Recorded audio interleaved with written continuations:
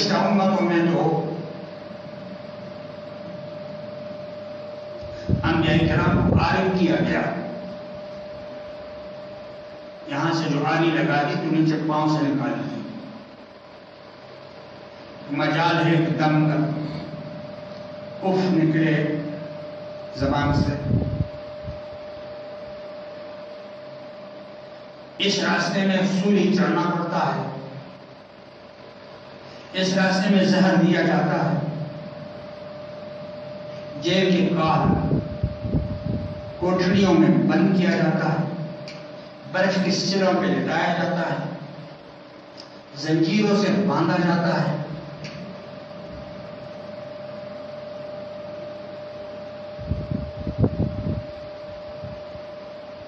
تب بھی عاشق کو آرام اور چین نہیں آتا۔ میں آپ کو چند مثالیں دے دیتا ہوں۔ امام اعظم امام ابو حنیفہ رحمہ اللہ کتنے عرصہ جیل میں رہے اور جیل ہی میں ان کو زہر دے کر کے مارا گیا، شہید کیا گیا۔ امام احمد بن حنبل کو اتنے کوڑے لگے کہ بے ہوش ہو گئے، خون اتنا بہہ گیا کہ نیچے پاؤں میں آ گیا خون، جوتے خون سے بھر گئے، اتنے کوڑے لگے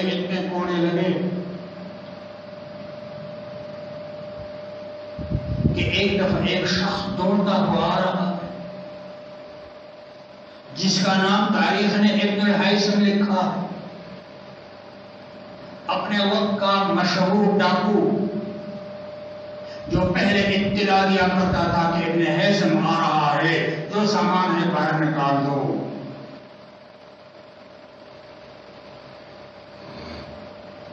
وہ دوڑتا ہوا آ رہا ہے، امام صاحب باندھے ہوئے ہیں زنجیروں میں، کوڑے لگ رہے ہیں۔ یہ عظیم ڈاکو پہنچایا، کھڑا ہو گیا، امام صاحب حیران ہو گئے کہ کس مقصد کے لیے آ رہا ہے۔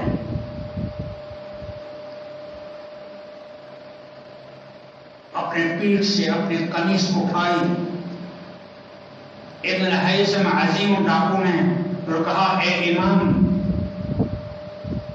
میں باطل پر ہوں، مجھ پر بھی کوڑے لگے ہیں، میں باطل کے لیے کوڑوں کو ہضم کیا ہے، قربانی دی ہے، تو حق کے لیے ان کوڑوں سے مت گھبرائیے۔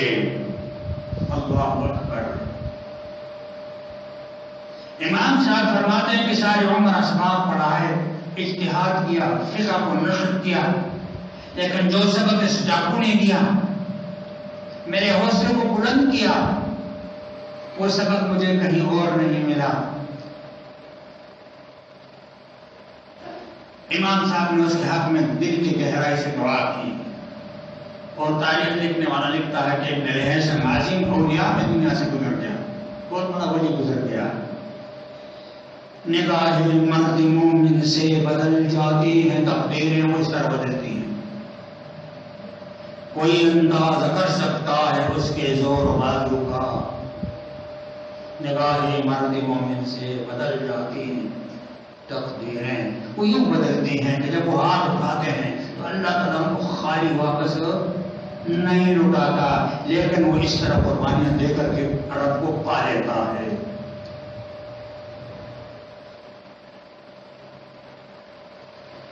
حضرت بلال رضی اللہ عنہ کے قصے مشہور ہیں، اس کے والد بھی غلام تھے، وہ خود بھی غلام تھا۔ آج بھی مکہ مکرمہ جائیے، وہاں کی گرمی، آپ رومال ڈالے بغیر باہر نکلیں گے تو آپ کے کان جل جائیں گے، اس طرح رومال ڈالتے ہیں۔ اور آپ کو معلوم ہے جو عرب رومال ڈالتے ہیں اس کے اوپر ایک ڈبل زیرو ہوتا ہے، یہ کیا چیز ہے؟ یہ اس زمانے میں بکریاں چرانے والے ایک رومال اس لیے ڈالا کرتے تھے تاکہ دھوپ کی شدت سے ہم محفوظ ہو جائیں، اور جب ہوا سے وہ اڑتے، وہ رومال اڑتے تو وہ ایک رسی سے اس کو باندھ لیتے،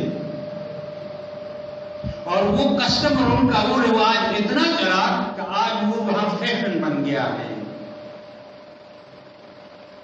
تو اتنی عظیم قربانیاں دینی پڑتی ہیں، اس عظیم قربانیوں کے بغیر نہیں ہو سکتا. اللہ تبارک و تعالیٰ نے رمضان بھیجا کہ محمد مصطفیٰ احمد مجتبیٰ صلی اللہ علیہ وسلم کی امت کو مجھ سے ملاقات کے لیے رمضان کی سختیوں کو، تھوڑی سی سختیوں کو ذرا چھیلیں اور عظیم سرمایہ تقویٰ کا اختیار کرتے میرے پاس آ جائیں تو مجھے پالیں گے.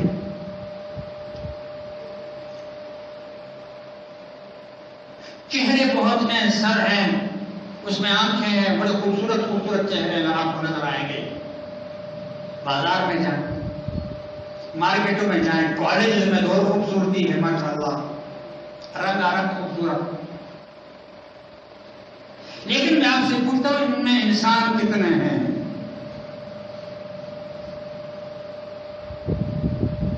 انسان ان میں کتنے ہیں؟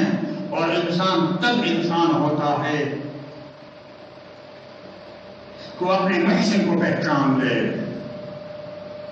جس نے اس پر سب سے عظیم احسان کیا اس کو پہچان لے. اور اگر انسان بن گیا اور اپنے محسن اللہ عز و جل کو پہچان لیا تو دنیا بن جائے گی اور اس کے قدموں میں ہوگی. یہ تجربے کی بنیاد پر ہم کہہ رہے ہیں، محض وعد اور نصیحت نہیں ہے. کہتے ہیں کہ ایک کالج میں استاد نے، اس زمانے کے کالج، آج کل کے نہیں، آج کل کے کالج میں بدتمیزی سکھانا، گانے سکھانا، کیا کچھ ہوتا ہوا آپ کو معلوم ہے. اپنے شاگرد کو دنیا کا نقشہ دیا، ورلڈ میپ کس طرح دیا، کیوں دیا، اس کو پھاڑا. بیٹا جاؤ اس کو ٹھیک کر کے لے آؤ، دوبارہ جوڑ لو. یہ امریکہ شمالی ہے، یہ جنوبی امریکہ ہے، بجار میں ایشیا ہے، یہ آسٹریلیا ہے، یہ انٹارکٹیکا، یہ سات بریار میں اس کو برابر کر چھوڑ دیا. اس کا بڑا پریشان ہوا اسٹوڈنٹ کہ سارا دن بیٹھ جاؤ تک اس کو جوڑنا آسان تو نہیں ہے، کس طرح جوڑوں گا. جوڑنے بیٹھ گیا، استاد کا حکم جو ہوا، اچانک اس کی نگاہ ایک آنکھ پر پڑ گئی. کاغذ کو جب وہ آپس میں جوڑنے لگا تو ایک آنکھ پر اس کی نگاہ پڑ گئی. اس نے دیکھا دوسری آنکھ بھی تو ہوگی، دوسری آنکھ بھی مل گئی، ناک بھی، سر بھی، پورا ایک فوٹو مل گیا اس کو. اور فوٹو کا جوڑنا بہت آسان تھا، آنکھ کے ساتھ، ناک اس کے ساتھ، منہ اس کے ساتھ، سر اس کے ساتھ. جب تصویر کو جوڑ لیا، الٹا کر دیا تو دنیا کا نقشہ بن چکا تھا اور اس میں 5 منٹ نہیں لگے. استاد کے پاس استاد محترم، آپ کی حکم کی تعمیر پوری ہو چکی، یہ وہ نقشہ ہے جو مکمل کر کے لیا.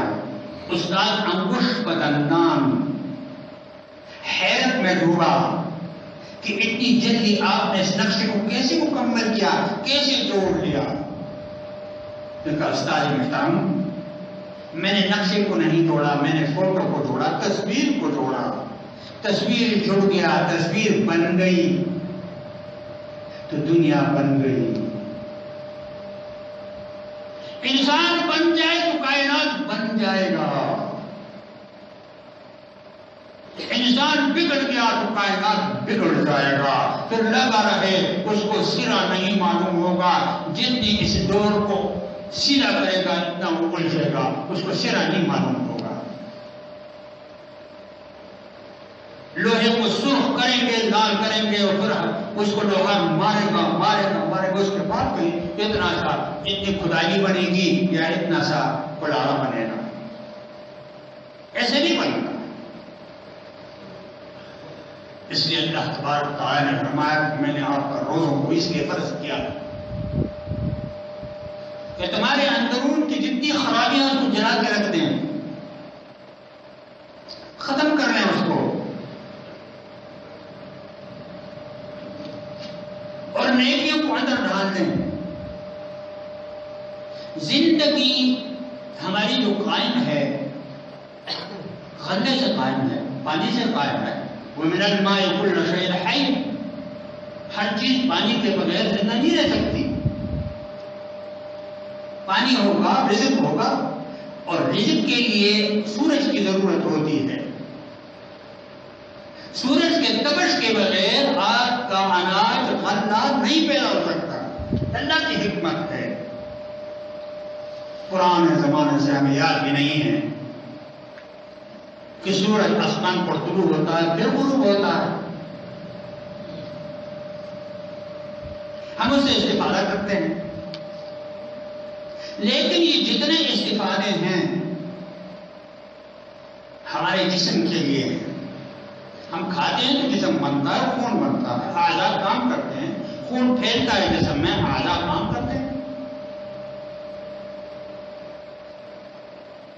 جس طرح سورج پرانا ہے اور اس کے پرانے اور قدامت پر، قدیم ہونے پر کسی کو اعتراض نہیں ہے، نہ کسی نے یہ فلسفی نے یہ کہا ہے یا سائنسدان نے یہ کہا ہو کہ جی سورج تو بہت پرانا ہو چکا ہے، اس میں ذرا تبدیلی کرنا اس کا باپ بھی نہیں کر سکتا. تمام سائنسدان جیسے آدمی گزر گئے، اسے ضرور غور کیا ہوگا، ایک کرن کو قبضہ نہیں کر سکتے. جسمانی پرورش کے لیے اللہ تبارک و تعالیٰ نے اس قدیم سورج کو چلایا. لَلشَّمْسِ يَنبَغِي لَهَا أَن تُدْرِكَ الْقَمَرَ وَلَا اللَّيْلُ سَابِقُ النَّهَارِ وَكُلٌّ فِي فَلَكٍ يَسْبَحُونَ. اپنے مدار پر چلتے ہیں، حکم ربی ہے، ادھر ادھر گڑبڑ نہیں کرنا. زمانہ ہوا چل رہا ہے، نہ چمک میں فرق ہے نہ تپش میں فرق ہے، اپنا راستہ تبدیل نہیں کر سکتا. کل فی فلک یسبحون. سبح یسبح کہتے ہیں تیرنے کو. وہ اپنے مدار پر، اپنا جو ان کا مدار ہے، جو راستہ ہے، اس پر وہ تیرتے تیرتے تیرتے اپنے منزل تک پہنچتے ہیں. صبح پھر اللہ کی قدرت سے نمودار ہو جاتے ہیں. آپ کے سامنے سورج کتنا قدیم ہے، لیکن انسان کے جسم کے دو حصے ہیں. ایک حصے کی تعبیر میں نے بتلا دی، اس کی تربیت کے لیے اللہ تبارک و تعالیٰ نے کس قدر زبردست انتظام فرمایا ہے. اور روحانی زندگی کے لیے سب سے قدیم نسخہ قرآن پاک ہے. اگر سورج کی تبدیلی آپ نہیں کر سکتے تو قرآن کی تبدیلی بھی آپ نہیں کر سکتے. سورج سے کے بغیر ہم زندہ نہیں رہ سکتے، تو قرآن کے بغیر آپ زندہ رکھنے کی توقع کس بنیاد پر کرتے ہیں؟ کیسے کرتے ہیں آپ؟ حماقت کس چیز کا نام ہے؟ اگر احمد کے سینگ ہوتے تو ہمارے بڑے بڑے ہوتے. قربانیاں دینے کے بغیر نہیں ہوتا. اور یہ کتنی عقل قربانی ہے، کم قربانی ہے.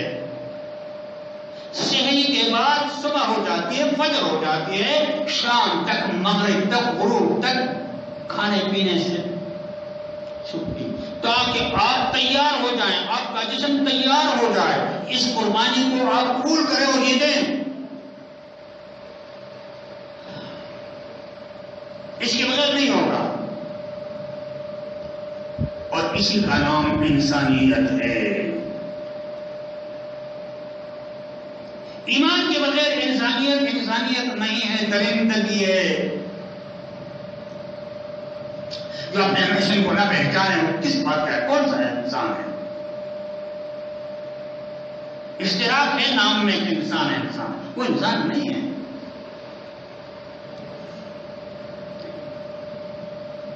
ہم ایک ایسے نبی صلی اللہ علیہ وسلم کی امتی ہیں، ان کا ہم پر بہت احسانات ہیں. ہم چھوڑیے جانوروں پر ان کے احسانات.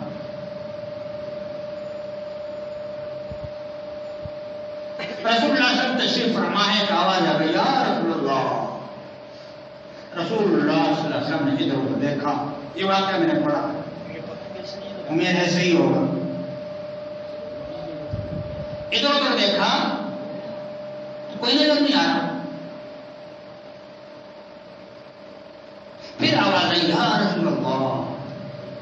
صلی اللہ علیہ وسلم.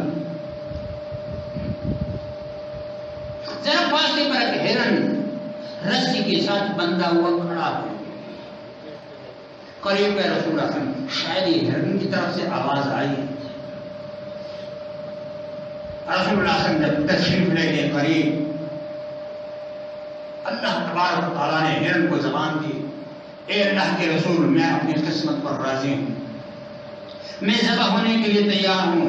آپ کے ساتھی صحابی مجھے پکڑ کے شکار کر کے لایا ہے، اس کا حق ہے، میں ذبح ہونے کے لیے تیار ہوں، لیکن میری ایک درخواست ہے. بولو کیا درخواست ہے تمہاری؟ یہ جو پہاڑی آپ دیکھ رہے ہیں اس کے بالکل پیچھے چٹان کے نیچے میرے 3 بچے ہیں، بھوک سے نڈار ہو رہے ہیں. مجھے اتنی چھٹی دے دیں کہ میں وہاں جا کر ان کو دودھ پلا کر کے واپس آؤں گی. رسول مقبول صلی اللہ علیہ وسلم کی آنکھوں میں آنسو آ گئے اور فرمایا اگر تو واپس نہ آئی تو اللہ کے رسول، میں پاکستانی مستریوں کی طرح نہیں ہوں، وہ وعدہ کر لیتے ہیں پھر آتے نہیں ہیں، دوسروں کو انتظار میں رکھتے ہیں، کام لے لیتے ہیں پھر کرتے نہیں ہیں. اگر میں واپس نہ آئی تو اللہ تبارک و تعالیٰ جس طرح انسانوں کو جہنم میں ڈالتا ہے مجھے بھی جہنم میں ڈال دے. رسول مقبول رحمت للعالمین صلی اللہ علیہ وسلم نے کھول دیا، یہ جاؤ وہ جاؤ یہ جاؤ. چلی گئی، پہاڑ سے ادھر گئی، غائب ہو گئی. رسول اللہ صلی اللہ علیہ وسلم وہی تشریف فرما ہیں. ہم وعدہ کرتے ہیں پروفائی نہیں ہوتی کہ میں نے کسی کو کہا ہے 10 بجے آؤں گا، 2 بجے آؤں گا، 3 بجے آؤں گا. مسلمانی تو چھوڑے، اس میں تو انسانیت بھی نہیں ہے. کھاتا پیتا ہے اور باورچی خانہ اور باتھ روم وہاں بھرتا ہے، یہاں خالی کرتا ہے. کچھ وقت کے بعد ہرن پہاڑی سے نیچے اترتے ہوئے آ رہی ہے، دوڑتی ہوئی آ رہی ہے. آج حضور علیہ السلام کے قدموں میں سر رکھا، اے اللہ کے رسول اب جو حکم ہو میرے لیے میں تیار ہوں. رحمت للعالمین علیہ افضل الصلاۃ والتسلیم اس کو باندھ لیا اور وہیں بیٹھے رہے. اتنے میں صحابی آ گیا، دور سے دیکھا رسول اللہ صلی اللہ علیہ وسلم تشریف فرما. اے اللہ کے رسول آپ کیسے خوش ہو گئے کہ میں آپ سے ایک چیز مانگنے آیا ہوں. رسول ہماری جان قربان ہے، آپ مانگ رہے ہیں، ہم آپ کے ہیں، یہ ہرن مجھے دے دو، یہ ہرن مجھے دے دو. رحمت للعالمین کی امتی ہیں ہم نے ان کا کیا خیال کیا؟ ہم نے ان کی کون سی بات کا لاج رکھا؟ ہم نے ان سے کون سی محبت کی؟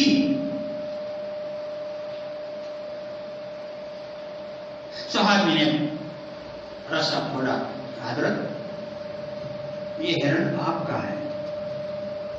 حضور علیہ السلام نے ہرن سے کہا جاؤ اور اپنے اہل اور بچوں سے ملو. اس کی خوشی کا کیا اندازہ ہوگا. وہ جا رہی ہے، تھوڑا سا جاتی ہے پھر واپس دیکھتی ہے، پیچھے دیکھتی ہے، حضور علیہ السلام کو بڑا شکریہ ادا کرتی ہے، یہاں تک کہ پہاڑ سے ادھر چلی گئی. اس احسان کا بدلہ ہرن اس معنی میں دیتی ہے کہ پلٹ پلٹ کر دیکھتی ہے، بار بار دیکھتا ہے کہ میرے ساتھ یہ احسان ہوا ہے. ہم پر جو اللہ کے احسانات ہیں اور اس کے بعد زمین میں اللہ کے رسول کے احسانات ہیں ہم پر، ہم کتنا اس کو شکریہ ادا کرتے ہیں. ہر ایک اپنے زمین کو دیکھ لے. اذان ہو جائے فوراً مسجد میں آؤ، اس میں کتنا لبیک ہم کہتے ہیں. مسجد میں آ بھی جائیں تو جلدی ہوتی ہے. 1 سیکنڈ اوپر ہو جائے جس طرح انگاروں پر بیٹھا ہوا ہے، مسجد میں نہیں ہے، انگاروں پر بیٹھا ہوا ہے، آ گیا بس نماز کے لیے.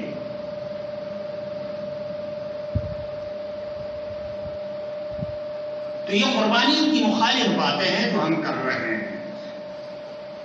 خاص کر اس مہینے میں ہمیں اپنے ایک لسٹ بنانی ضروری ہے کہ ہم کیا غلطیاں کرتے ہیں اور اس میں کتنی غلطیوں کو ہم صاف کر دیتے ہیں، غلطیوں کو اپنی زندگی سے ہٹانا کس قدر ہم کرتے ہیں. شام کو رمضان کے افطاری، روزہ افطاری کے بعد ہمیں یہ سوچنا ہوگا میں غیبت کرتا ہوں، آج سے غیبت نہیں کروں گا. وعدہ خلافی کرتا ہوں، آج سے نہیں کروں گا. اچھا جی کل کروں گا. کیوں غلط کہتے ہو کل کروں گا؟ یہ معمولی بات نہیں سمجھنی چاہیے. بعض وقت غلط کام کر لیتے ہیں، غلط کام کر لیتے ہیں اور خوش ہوتا ہے مزدوری تو مل کے چلا گیا. مومن کے ساتھ یہ زیب نہیں دیتا. حضور علیہ السلام سے پوچھا گیا کہ اے اللہ کے رسول،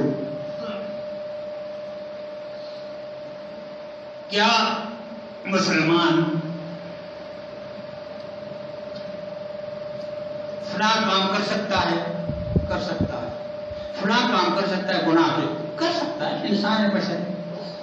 اے اللہ کے رسول، کیا مسلمان جھوٹ بول سکتا ہے؟ نہیں. اے اللہ کے رسول، کیا مسلمان دھوکہ دے سکتا ہے؟ نہیں. باقی ہر کام کر. یہ مسلمان کے ساتھ زیب نہیں دیتا. مسلمان کی شان یہ ہے کہ سچ بولے، سچ بولے، سچ بولے. اس لیے میرے بھائیوں، بزرگوں اور عزیزوں، پہلا عشرہ